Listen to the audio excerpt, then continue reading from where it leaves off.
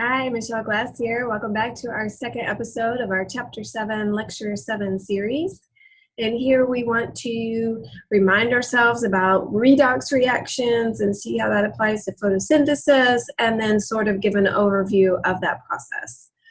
Okay, so we talked about redox reactions back in Chapter 6.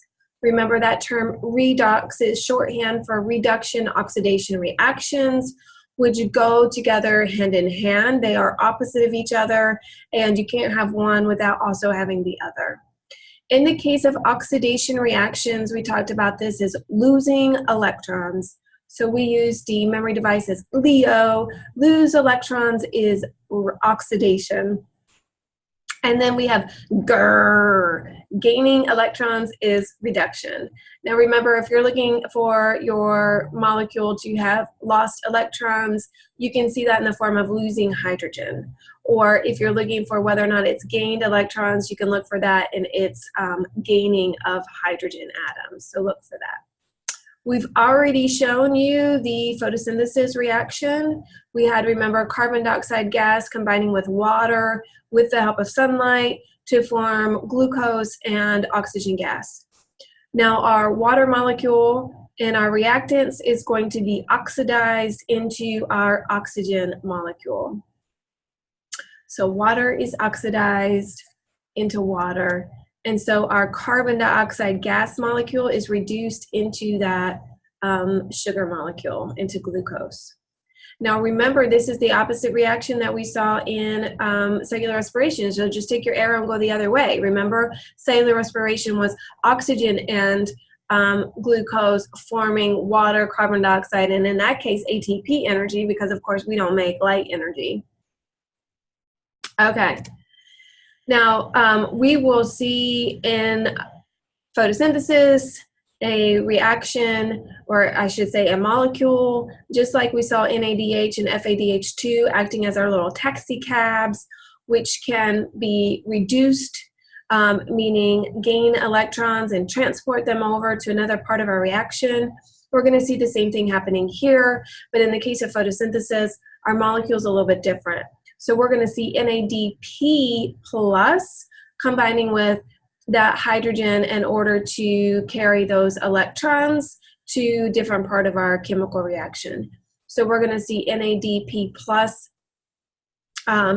being reduced to NADPH. All right, when we talk about photosynthesis, I've mentioned already that there are two major reactions. We have the light reaction, which is happening in the thylakoid. The light reaction we can think of as our energy factory. Here is where we're going to actually take that light and turn it into ATP molecule. We're also going to take our water and split it into oxygen and take those hydrogens and add it to the NADP plus to make NADPH. So if our water molecule is going to lose electrons, then that is oxidation. So we're oxidizing our water here in the light reaction and then reducing our NADP plus into the NADPH. So we're essentially here making our energy molecules that we need for our second reaction. Our second reaction is called the Calvin cycle. It's also sometimes referred to as the dark reaction or the light independent reaction. Those are okay names, but they, to some extent, they're misnomers. They're a little bit confusing because even though the Calvin cycle isn't using light directly, it still needs light. It still is happening at the same time with the light reaction. Calvin cycle is happening in the stroma. So remember, the thylakoid, or there's membrane stacks inside the chloroplast, and the stroma is that fluid in the center of the chloroplast.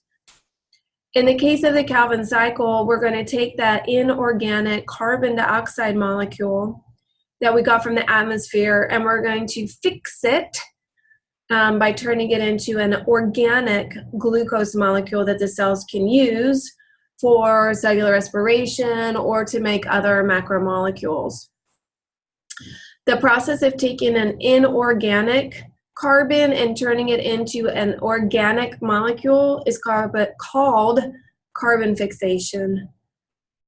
And so that's the significance, right? But here we're taking the energy that we got from the sunlight and from splitting that water, the ATP and the NADH is the energy source in order to fix the carbon from CO2 into glucose. We can just kind of super generically think about the light reaction as our energy factory.